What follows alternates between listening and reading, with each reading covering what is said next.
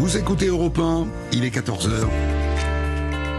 Voici Émilie Dez pour les infos. Bonjour Christophe, bonjour à tous. François Fillon, condamné à 4 ans de prison dont un ferme. Sa femme Pénélope écope de 2 ans avec sursis dans l'affaire des soupçons d'emploi fictif. Affaire qui avait explosé avant l'élection présidentielle de 2017. En première instance, l'ancien Premier ministre avait été condamné à 5 ans de prison dont 2 fermes, 375 000 € d'amende et 10 ans d'inéligibilité. Bruxelles rendra son opinion en juin sur la candidature de l'Ukraine à l'Union européenne. C'est ce qu'assure Ursula von der Leyen, la présidente de la Commission européenne. C'est la journée de l'Europe aujourd'hui. Emmanuel Macron est donc à Strasbourg où siège aujourd'hui le Parlement européen. Il s'exprime en ce moment même. Le chef de l'État qui se rendra ensuite à Berlin pour rencontrer le chancelier allemand Olaf Scholz.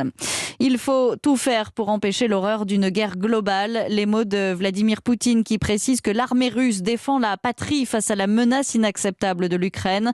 Pas de réelle démonstration de force donc en ce lundi 9 mai. La date retenue pour célébrer la victoire de 1945 sur l'Allemagne nazie. Le défilé militaire a duré près d'1 heure. Le discours du président russe 10 minutes à peine. Un discours moins offensif qu'attendu. Juste avant, Volodymyr Zelensky avait pris la parole assurant que l'Ukraine ne laisserait pas la Russie s'approprier la victoire sur le nazisme. Nous avons vaincu en 1945, nous vaincrons maintenant, a conclu le président ukrainien. Notez que le président du Conseil européen, Charles Michel, en visite surprise à Odessa, en Ukraine, a été obligé de s'abriter à cause de frappes, assure un responsable européen.